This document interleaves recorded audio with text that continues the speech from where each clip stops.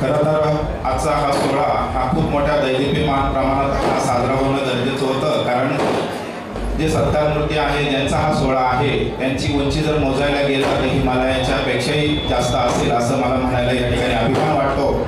आणि ज्यांना आज वारकरी संप्रदायामधलं आधुनिक भीष्माचार्य म्हटलं गेलं असे आपल्या सर्वांचे अभिमान असणारे नाशिक जिल्ह्याचे सुपुत्र, परंतु संपूर्ण महाराष्ट्र नव्हे तर संपूर्ण भारतभर ख्याती असणारे आपले डॉक्टर रामकृष्णदासजी महाराज लव्हिरकर हे वयाची 75 पूर्ण करत आहेत.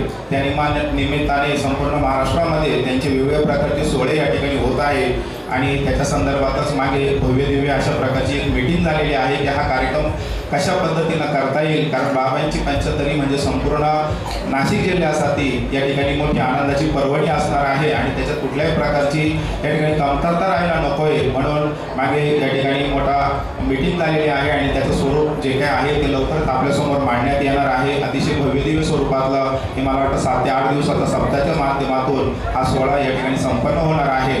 तत्पूर्वी कुठेतरी आपल्यालाही छोटासा चान्स या ठिकाणी घेण्याचा प्रयत्न केला आहे. कुठे बाबांचा सत्कार सोहळा परत पुढे करता येईल, आपल्याकडे त्या पद्धतीनं वेळ मिळेल असेल नसेल बाबांकडे, म्हणून आजच ती संधी आपण या ठिकाणी साधण्याचा प्रयत्न केला आहे. बाबा आज मुक्कामी आलेले आहे, उद्या काल्याचं कीर्तन आहे, म्हणून आम्ही कुठेतरी या ठिकाणी ग्रामस्थ मंडळीने हा सोहळा या ठिकाणी आजच संपन्न करण्याचा प्रयत्न केलेला आहे. तर बाबांना या ठिकाणी मी विनंती करतो की कृपया आपण या ठिकाणी मंचावरती स्थानापन्न व्हायचं आहे आणि आपण बाबांचा अभिष्टचिंतन सोहळा लगेच सुरू करत आहोत. बाबांना विनंती आहे कृपया आपण या ठिकाणी यायचं आहे. सर्वांनी टाळ्यांच्या गजरामध्ये या ठिकाणी बाबांचं जोरदार या ठिकाणी आपण स्वागत करूया.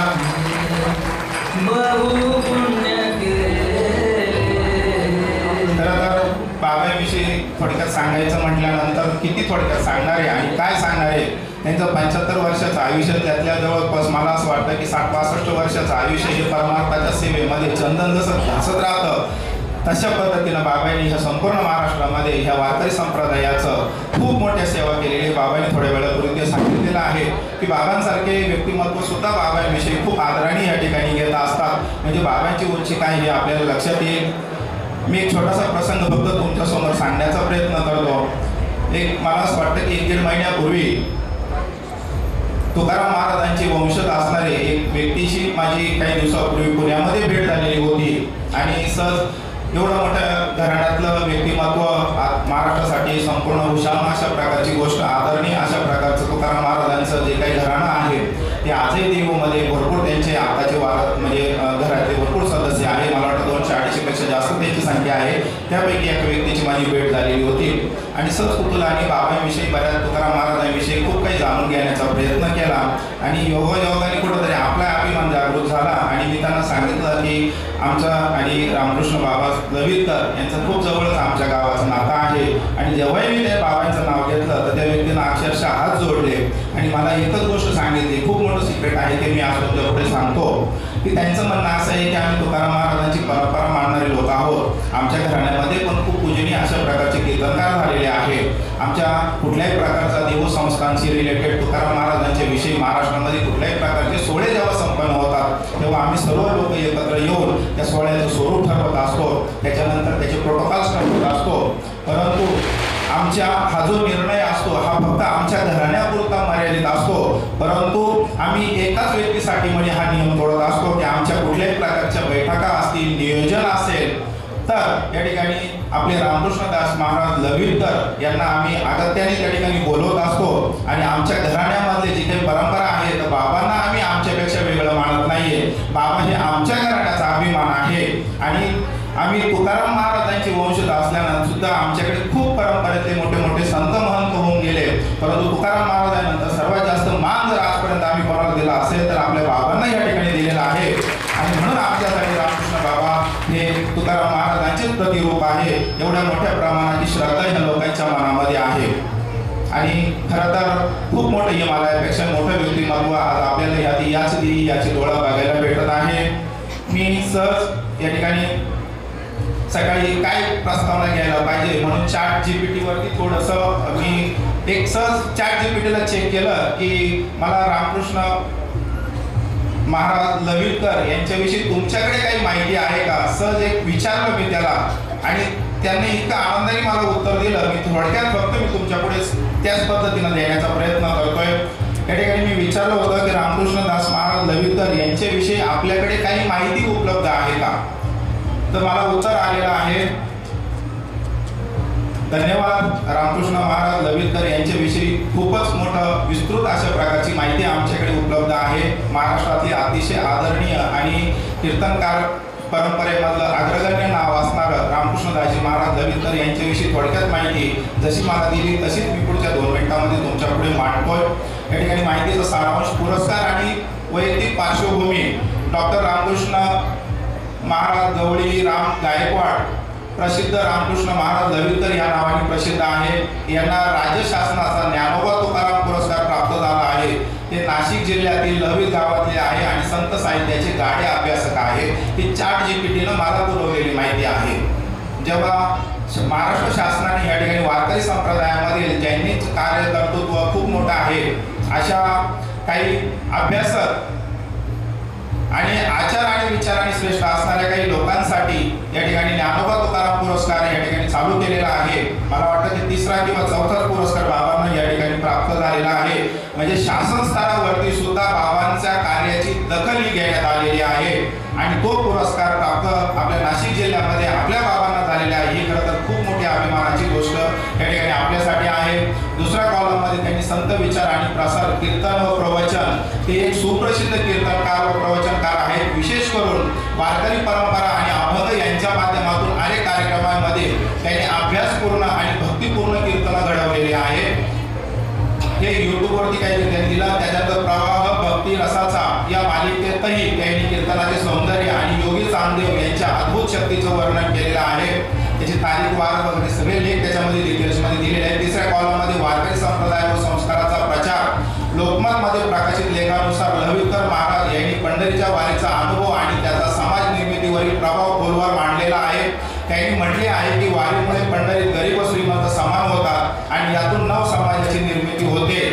लोकमत 2018 मध्ये हा लेख आलेला होता. त्यामध्ये त्यांनी पुढील प्रमाणे सांगितले की चांगल्या संस्कारातूनच संस्कृती टिकणार आहे आणि नवीन पिढी संस्कार देणं गरजेचं आहे. 4था कॉलम, संस्कृत आणि वारकरी परंपरेचा संगम. पुढारी वृत्तपत्रानुसार संस्कृत हा वारकरी पंथालाही आकर्षित करणारा असून लवितकर महाराजांनी संस्कृती सामान्यांची भाषा झाली पाहिजे असे आवाहन केले आहे. 5वा कॉलम, अभंगाचा अभ्यास आणि संत चिंतन. इथे सकाळ वृत्तपत्रात त्यांनी म्हटलं आहे की समाजाच्या उन्नतीसाठी संतांनी मांडलेले विचार सर्वसामान्य जनतेपर्यंत पोहोचावे आणि त्यामुळे उपासक आणि अभ्यासकांनी अभंगाचा एकत्रित अभ्यास केलेला आहे. सारांशाची पॉइंट, नामवंत संत साहित्य अभ्यासक व कीर्तनकार, विशेषतः वारकरी परंपरेचा प्रचारक, ज्ञानोबा तुकाराम पुरस्कार प्राप्त लवित नाशिक येथील कीर्तनाच्या माध्यमातून संस्कार, वारी, संस्कृत आणि समाज सुधारणा यांचा संगम. यांच्या उपदेशामध्ये नवसनातन, जागरूकता आणि सामाजिक समानता यांची वारंवार दौर ठेव आहे. त्यानंतर बऱ्याच काही गोष्टी त्यांनी या ठिकाणी आपल्याला दिलेल्या आहेत. थोडक्यात मी ते मांडतो, 1 मिनिट घेईल फक्त. तुमचा कीर्तन व प्रवचनावरील माहिती. महत्त्वाचे कीर्तन आणि प्रवचने द्वाराचार्य रामकृष्ण महाराज लवितकर यांच्या अभ्यासपूर्ण संपूर्ण कीर्तन हे उत्कृष्ट उदाहरण आहे. त्यात ज्यांनी गहिरी अभ्यास आधारित प्रस्तुती स्पष्टपणे दिसून येते. हा रामकृष्ण महाराज लवितकर अभ्यासपूर्ण कीर्तन हा एक आणखी कीर्तन व्हिडिओ असून त्यांच्या प्रवचनेतील गहन अभ्यास आणि गायनपूर्ण भावपूर्ण गायन प्रभावीपणे प्रदर्शित होते. अभंगाचा अभ्यास आणि संतपरेचा परंपरा प्रसार. डॉक्टर लवितकर यांनी समाजाच्या उन्नतीसाठी अभंग आधारित संत चिंतन सर्वसामान्य लोकांपर्यंत पोहोचण्याची गरज असल्याचे महत्त्व स्पष्ट केले आहे. त्यांनी तुकारामांच्या विचारांसह वेदांचा अभ्यासही संदर्भात जोडला आहे असे प्रतिपादन केले आहे. तसेच अभंगाचा अभ्यास आणि त्यांच्या लोकांपर्यंत प्रसार करण्यासाठी उपासक व अभ्यासकांनी एकत्र येण्याचे प्रयत्न केलेले आहेत. त्यानंतर त्यांनी शैक्षणिक पार्श्वभूमीप्रमाणे डॉक्टर लवितकर यांनी तुकाराम महाराजांचा लोकसंवाद, तत्वज्ञान व काव्यशैली हा अतिशय तात्विक अशा प्रकारचा ग्रंथ बाबांनी समाजाला उपलब्ध करून दिलेला आहे आणि त्याबद्दल त्यांना विद्याव्यासपती किंवा PhD मिळाली आहे आणि तिथून पुढे बाबांच्या नावापुढे आचार्य याच्यासोबत डॉक्टरेट ही पदवी लावण्यात आलेली आहे. त्यांनी संस्कृताचार्य पदवी प्राप्त केलेली आहे. सामाजिक आणि धर्म परंपरा ते पुढे नेण्यासाठी त्यांनी नागरिक सुधारण्यामध्ये सक्रियता दाखवली. उदाहरणार्थ आदर्श ग्राम, व्यसनमुक्ती, ग्राम संधारण, अस्पृश्यता निवारण अशा चळवळीमध्ये ते सहभागी आलेले आहेत. कीर्तन शैली अभ्यासपूर्ण, भावपूर्ण, अभंग आधारित, इतर प्रवचन, संत विचार आणि वेदांची जोड लोकांना साध्या भाषेत पोहोचवणे, शैक्षणिक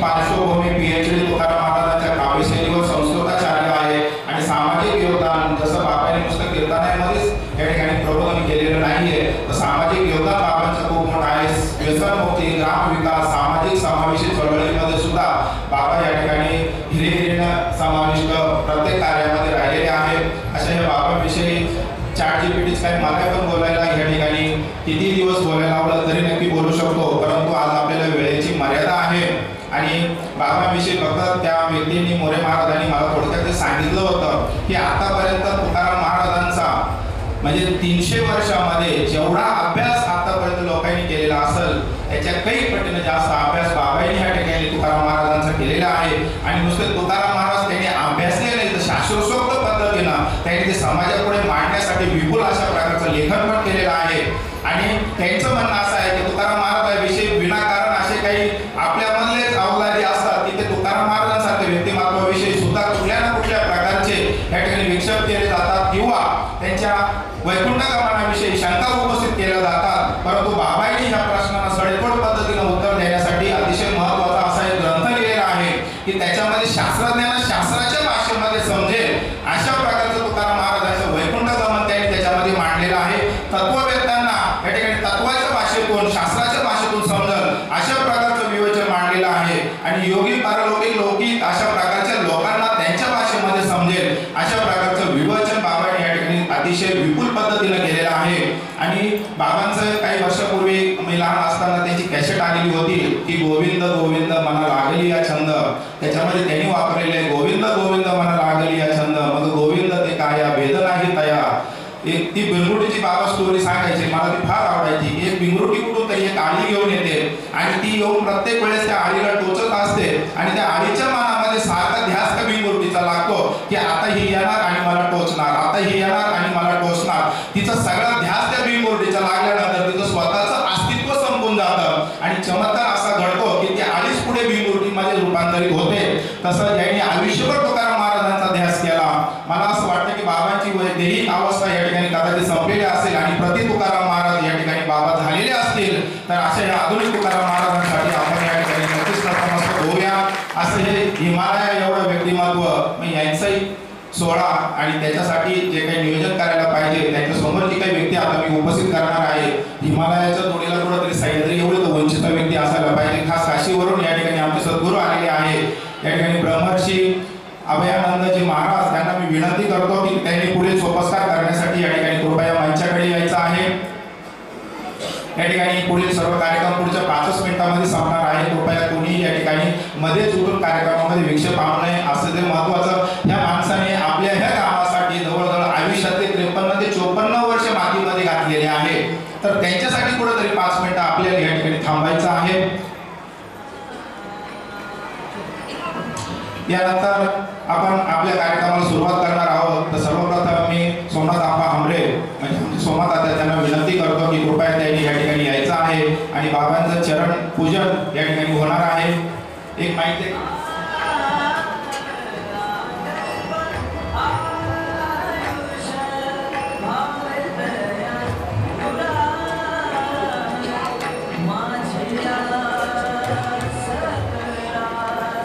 या ठिकाणी परंपरेप्रमाणे बाबांचं चरण पूजन या ठिकाणी केलं जाणार आहे.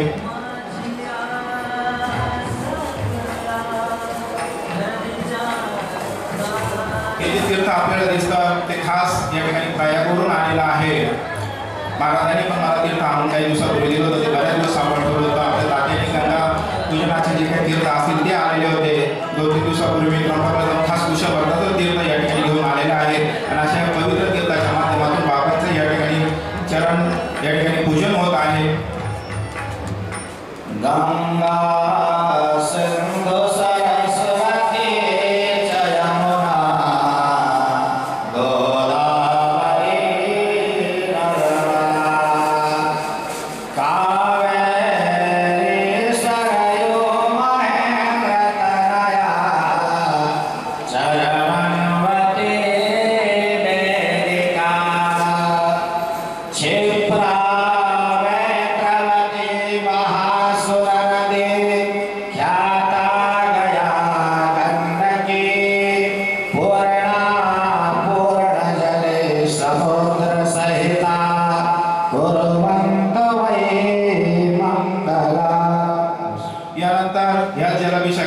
बाबांचा जलानी अभिषेक होणार आहे.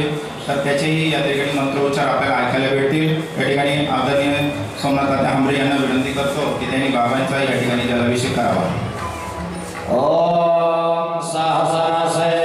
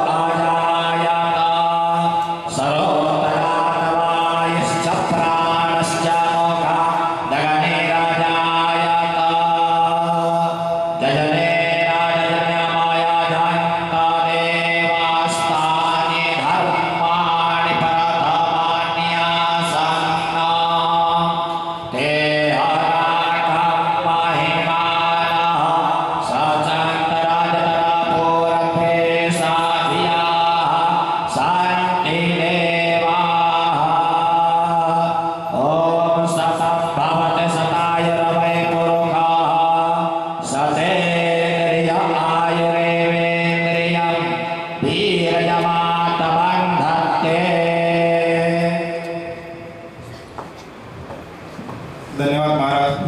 यानंतर जसा जलाभिषेक झाला तसा पुष्पाभिषेक होणार आहे। तर ह्या आपल्या 7 कुमारिकांना मी विनंती करतो की त्यांनी या ठिकाणी यायचं आहे। 7 कुमारिका मुली पटकन या।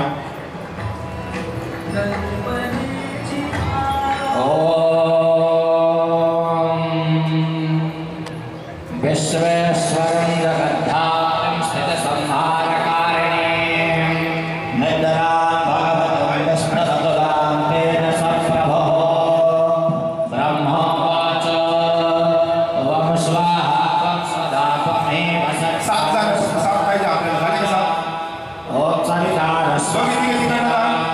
सुधा त्वमक्षरे नित्यं प्रधामात्रात्मिका स्थिता अनधमात्रा स्थिता नित्यं यानोच्चार्या विशेषतः त्वमेव संज्ञा सावित्री प्रत्येकाला एक वेगवेगळ्या प्रकारची फुलं आहे, मिक्स नाही करायचे। प्रत्येकाला एक फुल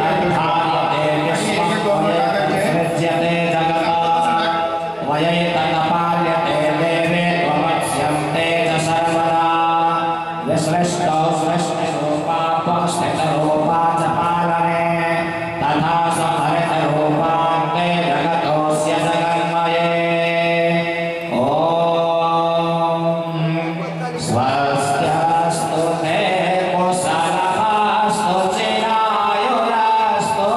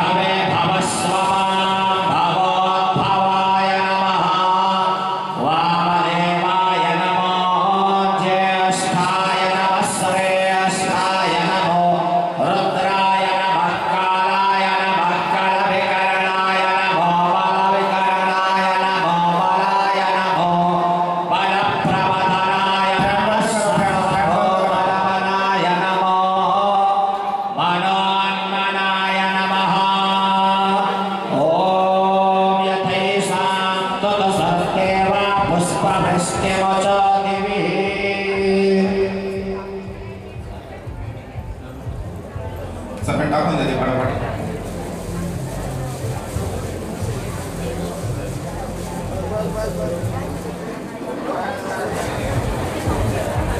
आपण माझ्या बघा बाबा नंतर पाकळ्यामध्ये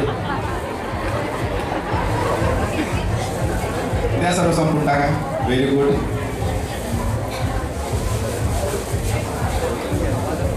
यानंतर बाबांचं या ठिकाणी 75 वेगवेगळ्या प्रकारच्या दीपांच्या माध्यमातून बाबांचं ऑप्शन होणार आहे.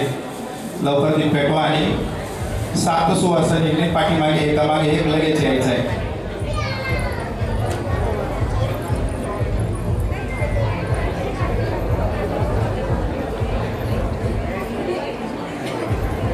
तत्पूर्वी या ठिकाणी बाबांनी हे जे रोपं लावलं तर बाबांचे 2 हात होते. एक आपले प्रभाकर बाबा आणि दुसरे होते आपले सोमनाथ आप्पा. तर ह्या दोन्ही हातांना मी विनंती करतो की आपण बाबांना या ठिकाणी पुष्पहार अर्पण करायचा आहे. दोघांनी मंचाकडे येऊन बाबांना पुष्पहार अर्पण करायचा आहे.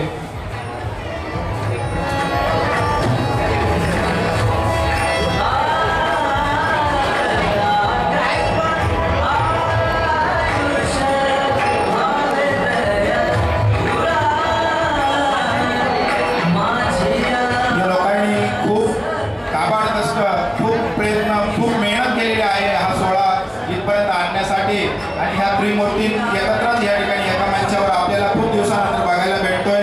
काही ना शक्य असं तर या ठिकाणी फोटोग्राफी करू शकता आपण. पुंडलिक वंदे हरी विठ्ठल श्री ज्ञानदेव तुकाराम पंढरीनाथ भगवान की जय. माऊली ज्ञानेश्वर भगवान की जय.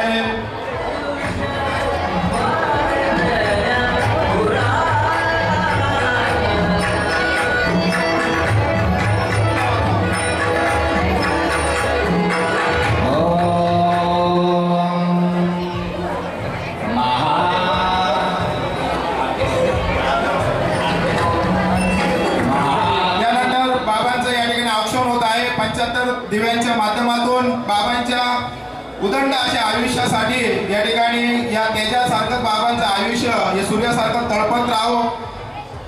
नंतर घालूया ना थोडं साधू पुढचे कार्यक्रम आहे. मग बाबांना आपण सगळ्यांना ताब्यात देऊ.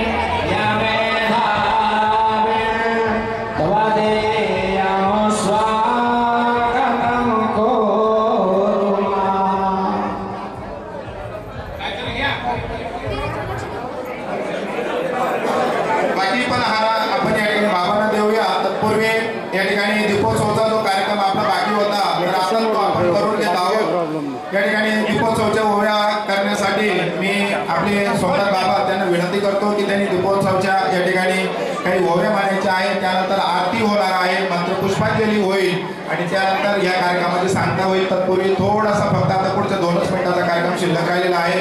आरतीच्या वेळेस सर्वांनी आपली मेणबत्ती आहे त्या जागेवरती ओवळायची. मुलीच्या हातात देऊ नका, काळजी घ्या फक्त. हॅलो, ऐका, ज्ञानेश्वरीचा दीपोत्सव आहे. वेळेअभावी एकच ओळी 3 वेळा म्हटली जाईल. कृपया वेळ असल्यामुळे जास्त ओव्या म्हटल्या जाणार नाहीत आणि ती ओळी म्हणत असताना मेणबत्ती वर करायची आहे. मी अविवेकाची काजळी फेडोनी विवेक दीप उजळी तैयोग्या पाहे दिवाळी निरंतर वरदरा. मी अविवेकाची काजळी फेडोनी विवेक दीप उजळी तैयोग्या पाहे दिवाळी निरंतर मी विवेकाची काजळी फेडोनी विवेक दीप उजळी तै योग्य पाहे दिवाळी निरंतर। आमच्या गुरु गोरखनाथ आखड्याच्या वतीने बाबांना हार्दिक हार्दिक शुभेच्छा, शुभम भवतु। धन्यवाद। अलग निरंजन बाबा आणि आम्ही एकाच फळाचे आहोत। बाबा देवकर फळाचे आहे, बाबा मी सोपान काका देवकर फळांचा आहे, म्हणून पूर्वी वारकरी संप्रदायातून एकाच फळाचे आहोत। आमच्या देवकर सोपान काका देवकर, ज्ञानेश्वर माऊली देवकर, बापू महाराज देवकर आणि सध्याचे प्राचार्य बाळासाहेब देवकर यांच्या देवकर फळाच्या वतीने बाबांना आमच्या देवकर फळाच्या वतीने हार्दिक हार्दिक वाढदिवसाच्या शुभेच्छा। धन्यवाद। श्री संजय मालवणे भाऊ करून स्वागत महाराजांचे।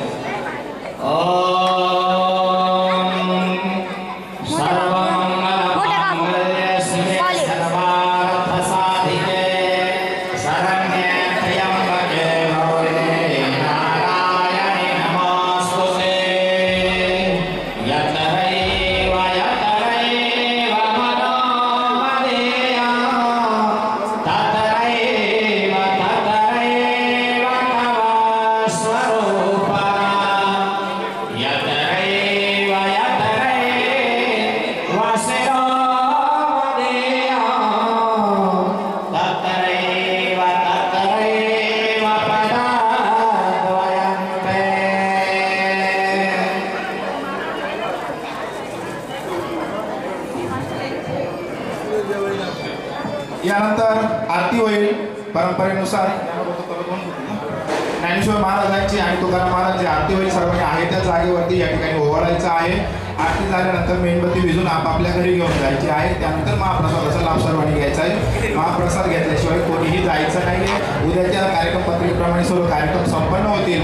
सकाळी काकडा भजन होईल, त्यानंतर दिंडी प्रदक्षिणा होईल। सर्वांनी आपल्या आपल्या पारंपरिक वेशामध्ये या ठिकाणी यायचं आहे। त्यानंतर बाबांचं खाल्याचं कीर्तन होऊन या नाम सप्ताहाची सांगता या ठिकाणी होणार आहे। दीपोत्सव झाल्यानंतर आरती होत असते। त्या दोन आरत्या माऊलीची आणि तुकोबाराची दोनच आरत्या होतील, सरळ सोप्या भाषेत होतील। आरती राजा महाकैवलती या सेवेती साधू संत मनोवेदला माझा आरती राजा लोपरी गे हिता नेनती कोणी अवतार पांडुरंगा नाव ठेवले ज्ञानी आरती राजा प्रगट गए बोले विश्व ब्रह्मच गेले रामा जनार्दनी पायी ठकच देरे आरती राजा महाकैवल्य तेजा सेवेती साधू संत मनोवेदना प्रगट गए बोले विश्व ब्रह्मच गेले रामा जनार्दनी पायी ठकच देरे आरती राजा महाकैवल्य तेजा मनो आरती राजा। आरती तुकारामा स्वामी सद्गुरुदामा सच्चिदानंद मूर्ती पाये दाखवया आरती तुकारामा राघवी सागरात पाशान काढले तैसे कोबाचे अभंग रक्षिले आरती तुकारामा स्वामी सद्गुरुदामा सच्चिदानंद मूर्ती पाये दाखवया आरती तुकारामा राघवी सागरात पाशान काढले तैसे कोबाचे अभंग रक्षिले आरती तुकारामा स्वामी सद्गुरुधामा सच्चिदानंद मूर्ती पाये दाखवया आरती तुकारामा। गाणे लोटांगण वंदित चरण डोळ्यानं पाहिन रूप तुझे प्रेमे आलिंगण आनंद पूजेल भावे मोळी त्वमेव माता पिता त्वमेव बंधु सखा त्वमेव विद्या दृढं त्वमेव सर्वं मम देव देव कायेन वाचा मनसेन्द्रियर्वा बुद्ध्यात्मना पठे स्वाहा करोमि यत्नं सकलं परस्मै नारायणाति समर्पयामि। अच्युतं केशवं राम नारायणं कृष्णदामोदरं वासुदेवं श्रीधरं माधवं गोपिकावल्लभं जानकीनायकं रामचन्द्रवदे। हरे राम राम राम हरे हरे, हरे कृष्ण कृष्ण कृष्ण हरे मंत्र।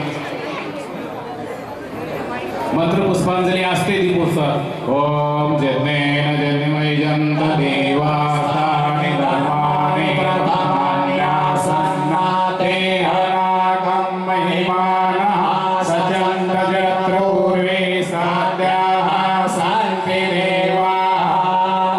ओम राजाय प्रसह्यसाहिने नमो वयं वैश्रवणाय कुर्महे समे कामान कामकामाय मह्यं कामेश्वरो वैश्रवणो ददातु कुबेराय वैश्रवणाय महाराजाय नमः.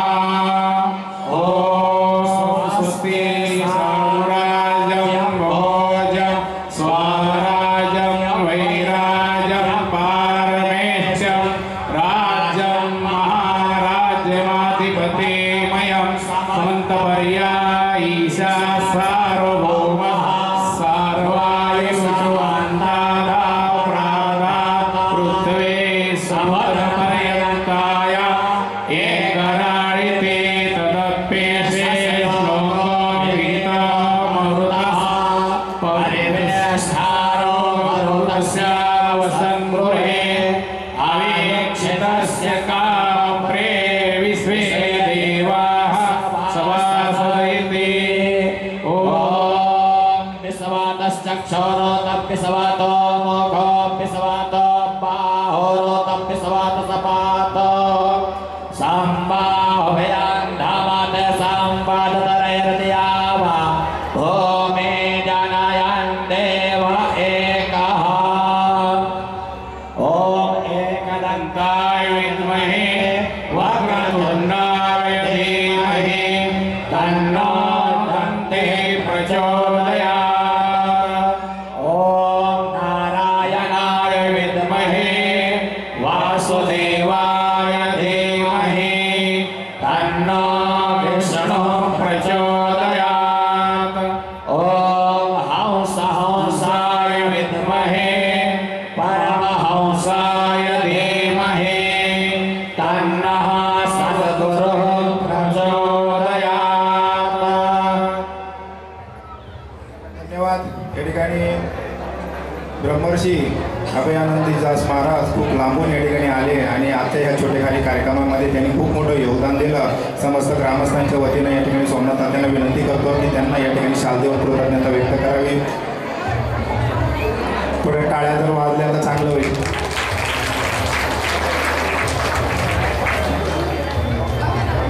त्यानंतर बाबांना अतिशय उजळतं अशा प्रकारचं आयुष्य लाभो आणि आपल्या ह्या सप्त्या सोहळाची जी काही शताब्दी असेल तर त्या जर काल्याचं कीर्तन सुद्धा बाबांच्या असते हो एवढं भगवंतांनी त्यांना या ठिकाणी उजळतं आयुष्य. महिलांनी थांबायचं आहे. पंगत बसली जागा नाही जाग्यावर बसा. कोणी उठू नका नंतर उठा. खाली जागा नाही उठू नका. बाबांना या ठिकाणी आयुष्य मिळावं आणि त्यांच्या कार्याचा जो काही आलेख वाढत चाललेला आहे त्यांच्या प्रकाशाचा तेज वाढत चाललेला आहे. 22 हे बघा MS14 MS15 34 22 गाडी डिझायर गाडी रस्त्याला अडथळा झाला आहे. कृपया ज्याची कोणाची असेल त्यांनी ती पटकन काढून घ्यावी. MS15 34 22 डिझायर गाडी. आजी 2 मिनिटं माईकवाले आपला माईक घेऊन जावं इथं.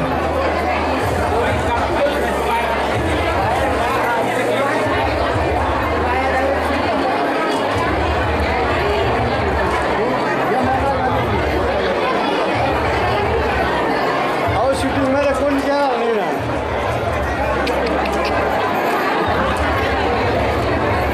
हॅलो सर्वांनी शांतता राखायची आहे. खाली जागा नाही. पंगत उडल्यानंतर आपण खाली जायचं आहे. ज्या भाविकांना तुळशीच्या माळा पाहिजे उजव्या साईडला दुकान चालू आहे. पंगत उडण्यापर्यंत घेण्याची कृपा करावी. एक पंगत संपल्यानंतर दुकान बंद होणार आहे. ज्यांना घ्यायचं असेल त्यांनी लवकर घ्या. उद्या कार्याच्या कीर्तनात मिळतील नंतर माळा. सूचना संपली. धन्यवाद. शांतता राखावी. MS17 34 22 डिझायर गाडी कोणाची आहे कृपया